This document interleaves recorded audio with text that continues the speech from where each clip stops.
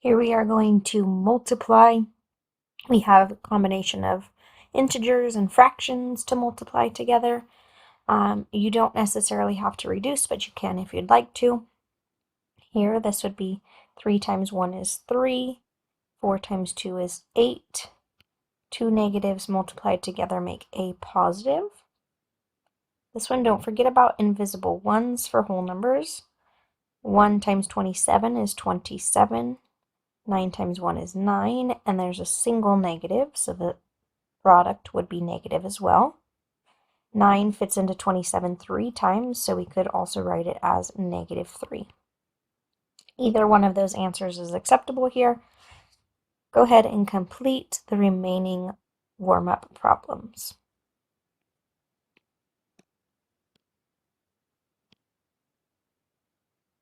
Here we are to complete the table. We have a division expression, and we're supposed to rewrite it as an unknown factor equation. So we should have 4 times what number equals 8. Now we are going to evaluate the division expression. So 8 divided by 4 is 2. And now we're going to rewrite it as a fraction. 8 over 4 is 2. For this next one, negative 4 times what number would equal negative 8? Yesterday, or in the last lesson, we talked about how if they have the same sign, we would get a positive quotient.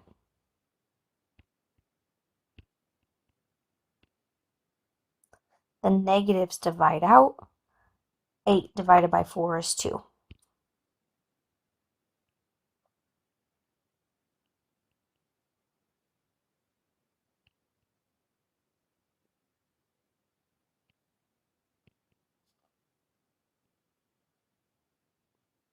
Four times negative 2 would equal negative 8, so this one should say negative 2 here. Negative 8 divided by 4 is negative 2. There is no negative in the denominator to divide out, so our quotient remains a negative. Negative 4 times what equals positive 8? We need two negatives multiplied together to make a positive. So it should be negative 2 here as well. Again, there's not a second negative to be able to divide out, so our quotient is negative 2.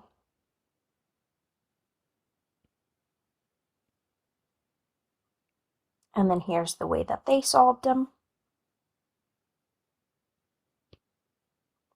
Recall from previous lessons that we said the negative on the outside of the parentheses could indicate that this is the opposite of 8 over 4.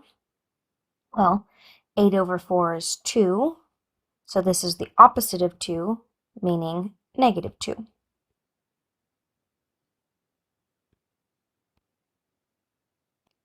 What is the process for dividing integers?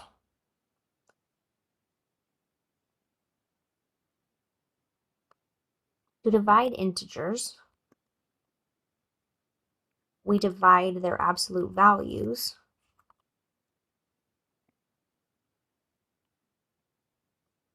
meaning basically ignore the symbol and just divide the numbers. Then we can determine the sign of the answer or the sign of the quotient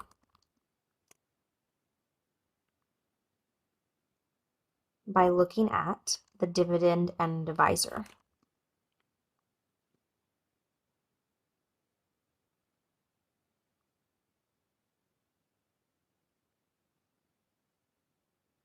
When the dividend and divisor have the same sign,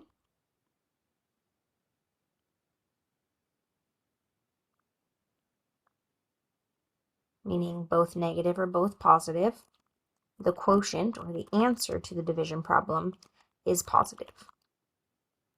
When the dividend and divisor have opposite signs,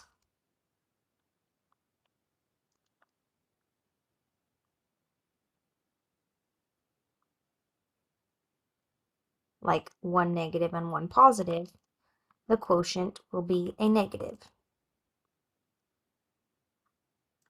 And we saw this in lesson 17 as well. So pretty much just divide the numbers as if they were whole numbers, and then look at, are the signs the same or are the signs different?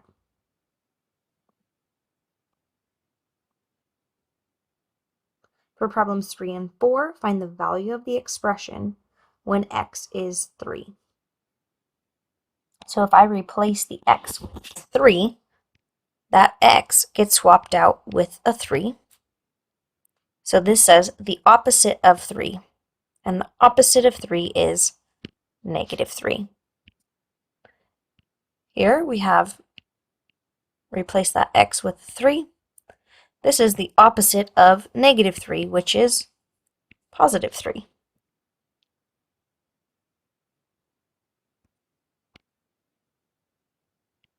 In problems 5 and 6, x is now negative 3. So I have a negative, and then I'm replacing this x with negative 3. The opposite of negative 3 is positive 3. Here I'm going to have negative, negative, and then negative 3. So we can put an extra set of parentheses in here. The opposite of negative 3 is 3, and the opposite of that is negative 3. So the opposite of negative 3 is negative 3.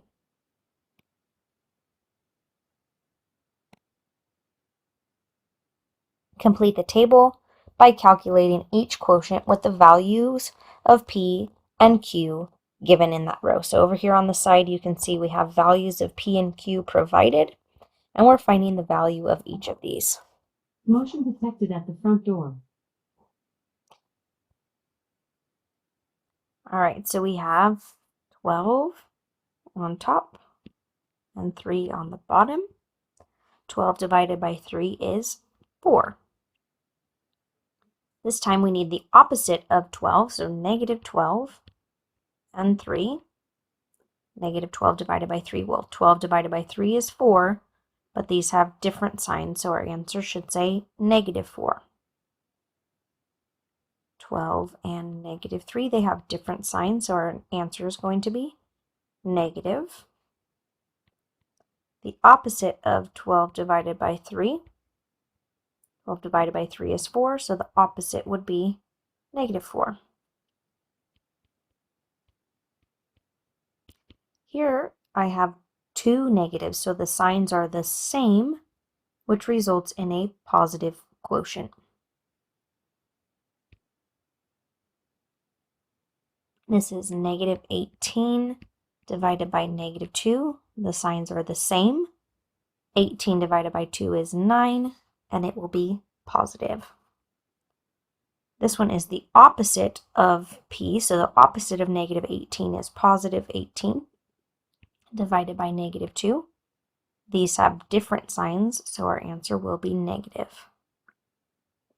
P is negative 18. The opposite of Q, the opposite of negative 2 is positive 2. Those have different signs, so it will be negative. Here I have the opposite of negative 18 divided by negative 2. Negative 18 divided by negative 2, those have the same signs. That would come out to positive 9, but the opposite of that is negative 9. The opposite of P is 18. The opposite of Q is 2. Those have the same signs. They're both positive, so our answer will be positive. P is 10. Q is negative 5.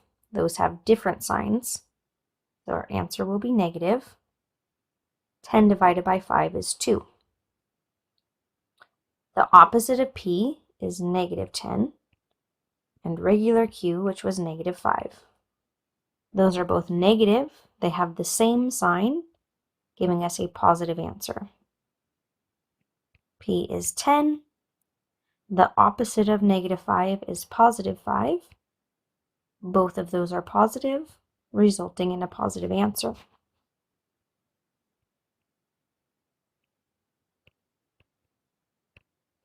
Ten divided by -5 is -2. The opposite of -2 is +2. The opposite of P is -10. The opposite of Q is +5. Those have different signs, so the answer will be negative.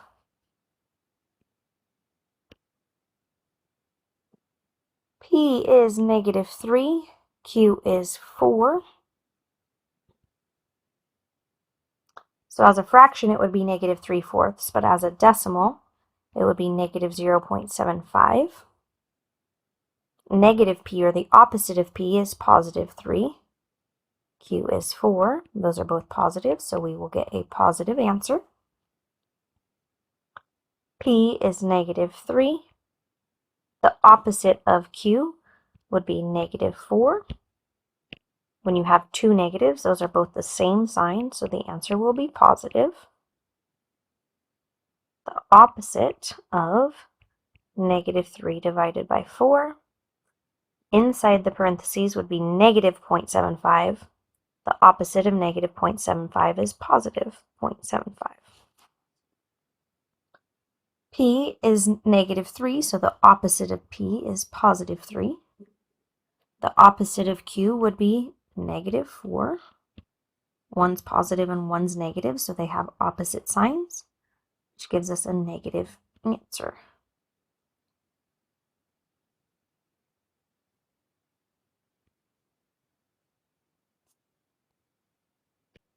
Were the quotients the same for these when you had a negative P, a negative Q, and an opposite? Here we can see this row, and this row. Here, all three of them came out to -4. These all came out to -9. These ones were all +2. And these were all +0.75. So these were all the same for each row, no matter what values we had for P and Q. Now for the second one, when we had P and Q and -P and -Q, were those the same? We're talking about these rows here and these rows here. These were both +4. These were both +9. These were both -2. And these were both -0.75. So those were the same in all situations, no matter what P and Q value we used. Which sets of numbers within this list are going to be the same?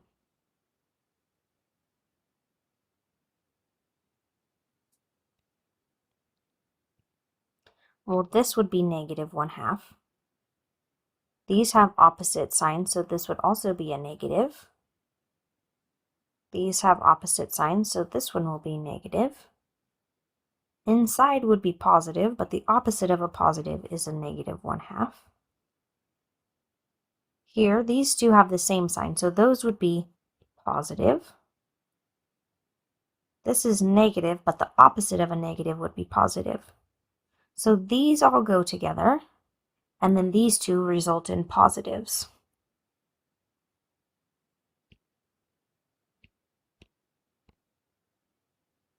Please make sure your warm-up and your workbook are filled in for lesson 18. Come back for tomorrow's video.